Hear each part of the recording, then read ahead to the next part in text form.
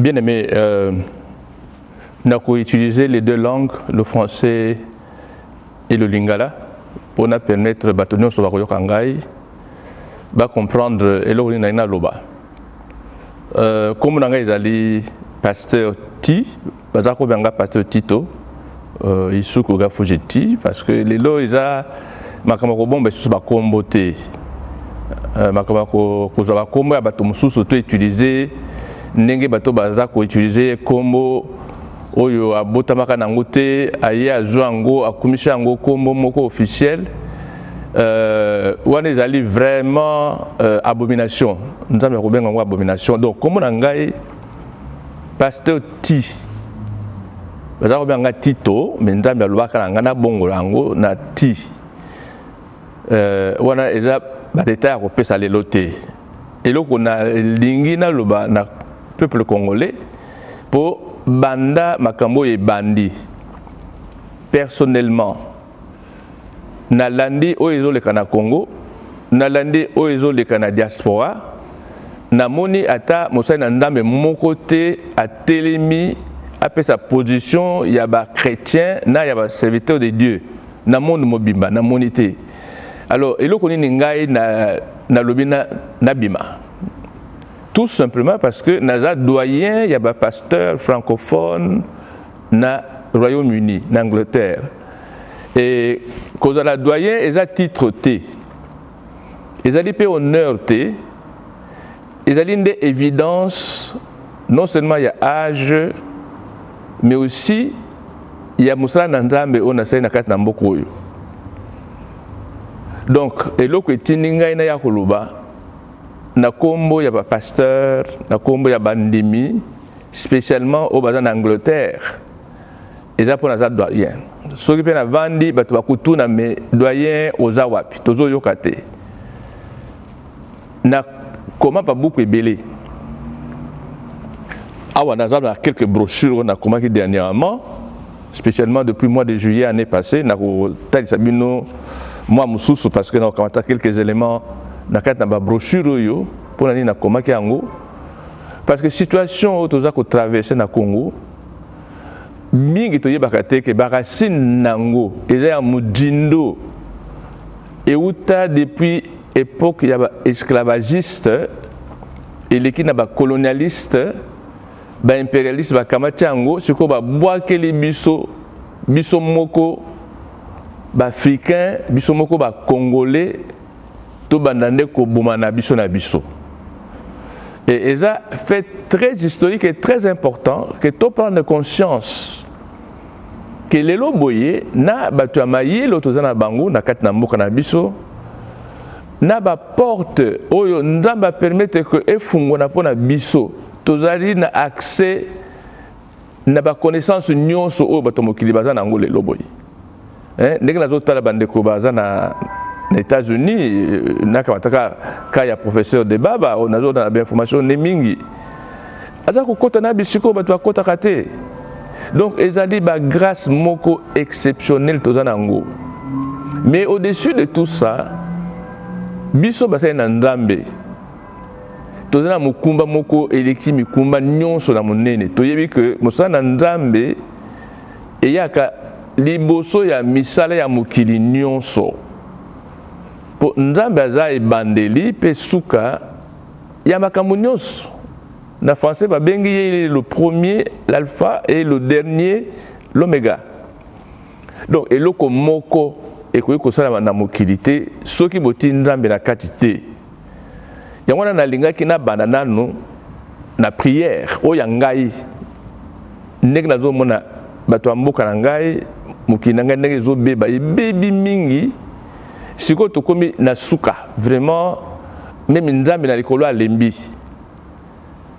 baange balembi mais eloko tokoyeba ete nzambe alemaka te nzambe baange mpe balemaka te mpo bango baza baesprit baza na durée de vie te makambo oyo tovive na mokili bahene bajalousie baméchanceté baenvie epa na bango eza te biloko elemisaka biso yango wana lokoso Zoua, pour la nini yazui, pour la nini bango bazambuka ya munene boye, bazana biloko ebele, toki ne kubunta bango.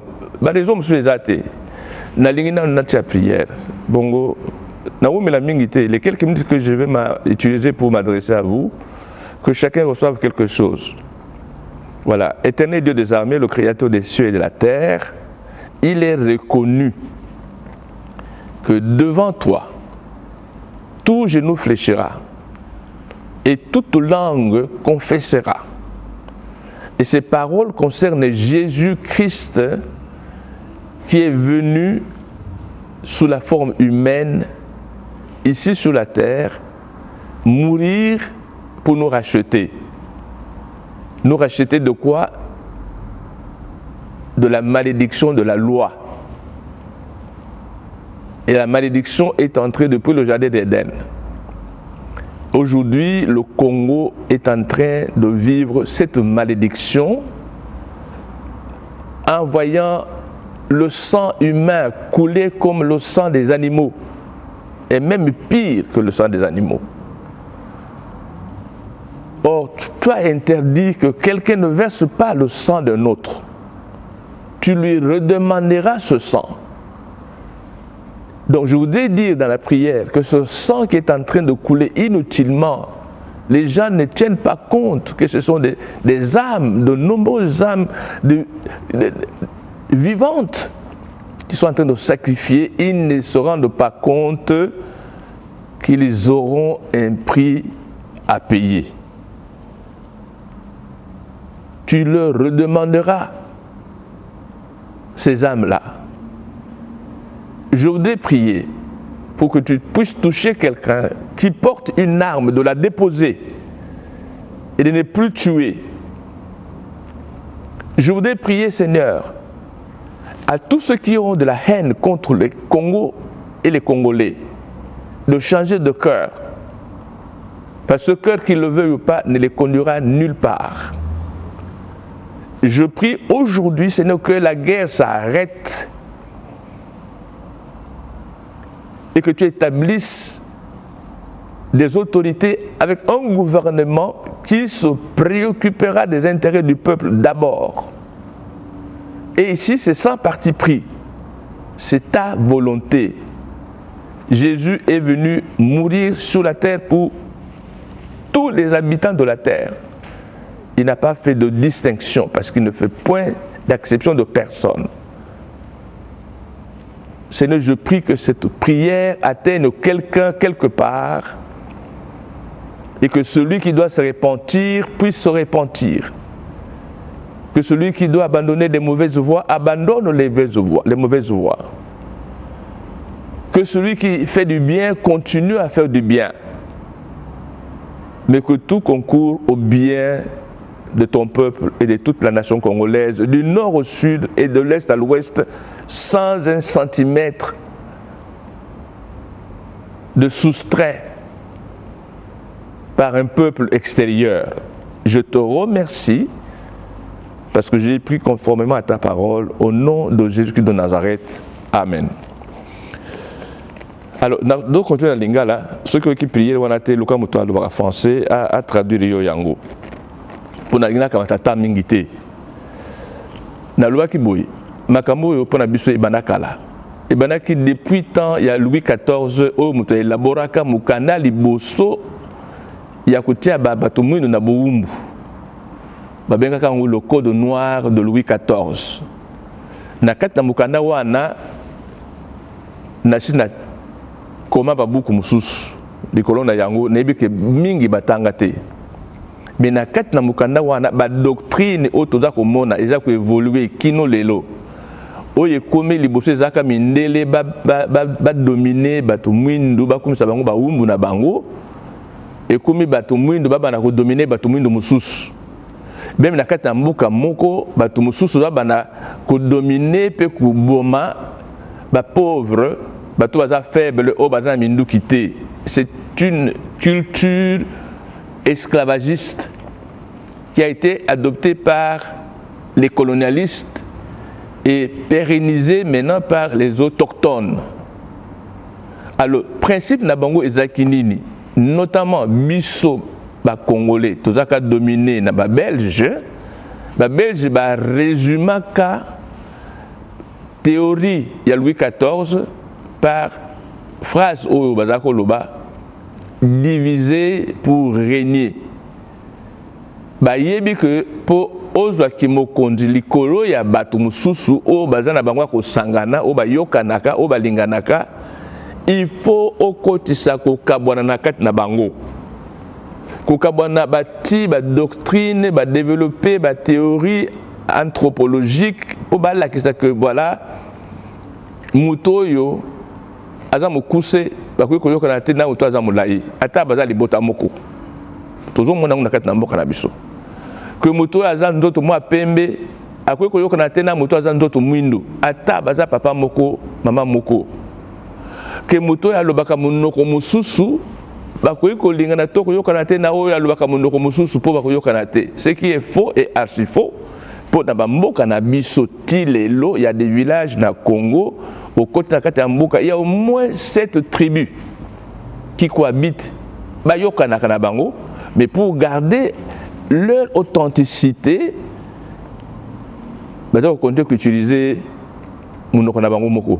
Je connais ce cas là parce que nabando ndai ba mboka mususu bazaiti siko yoka batozo lwa kiyanji bazolo ba kimbala bazolo ba kihungana bazolo ka kipondo mboka moko mais bato nonso bazako maintenir langage tribal na bango, bien que baluka ki ba belge baluki balobi non ba tribu les kimingi to regrouper balango na nyonso na 4 grandes langues yango na batikla biso lingala swahili Chiluba na Kikongo. Et on est là qui apport, il y a des Belges pour faciliter, pour minimiser un peu de division, sinon des langues, on a besoin de développer. Bref, diviser pour régner. Division on a commis facteur dominant dans la politique à l'élo. Et comité ko bomisa bana ya maman moko papa moko bana mokili moko pour la division.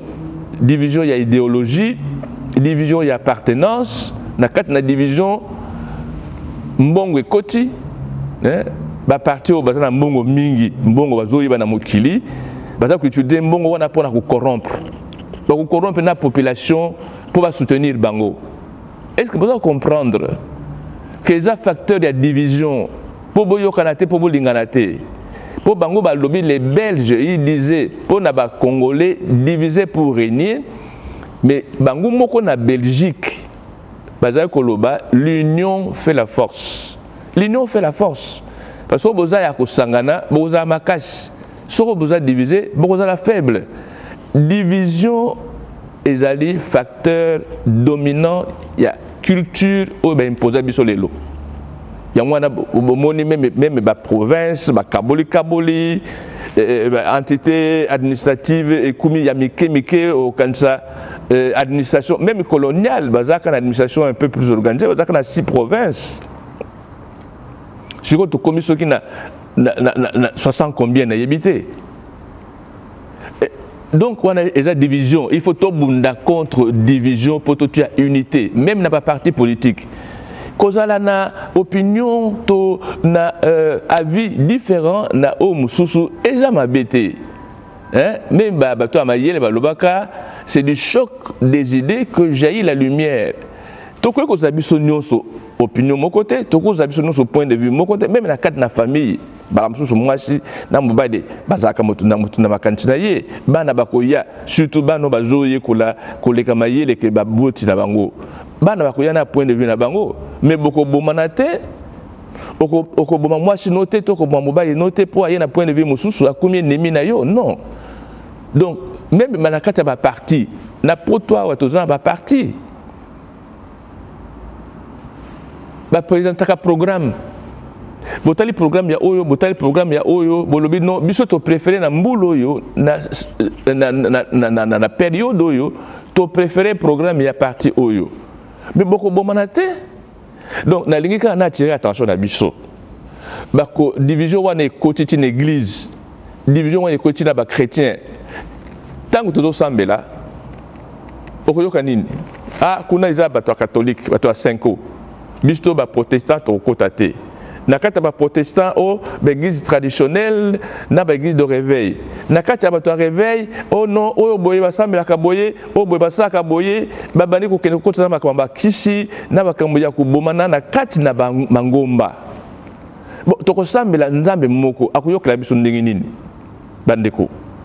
Donc on a quand même attiré attention à ces choses là pour reconnaître que dans un peuple moko seul et indivisible, quelle que soit la langue de l'Obak. Mobutu Amérique au Sanango, et ça a réussi. On a vu Moutouaba Bandundu, Batindi gouverneur na Kisangani, Moutouaba Zahir, Batindi na Chaba. On a Moutouaba Équateur, Batindi na Bandundu, on a vu ça. Mobutu a essayé. Bien que Mingi, mais je voudrais quand même relever que l'unité fait la force. Les lois bilo ko dozana ngumi balé nantina ko leka. Et lo kali bosso unité ya mboka mobimba. Ezala bato armé, ezala ba police, yo policier, yo moto armé. Est-ce que za congolais té? Bato yozo kende ko boma. Est-ce que baza ba ndeko noté? Est-ce que baza ba boti na yoté? Ata kutu ba boti yoté mais ndeko mususu pe azana armé. Bolataka uniforme ndenge moko bozwaka mitindo ndenge moko ndenge yo kende ko mababoti na ye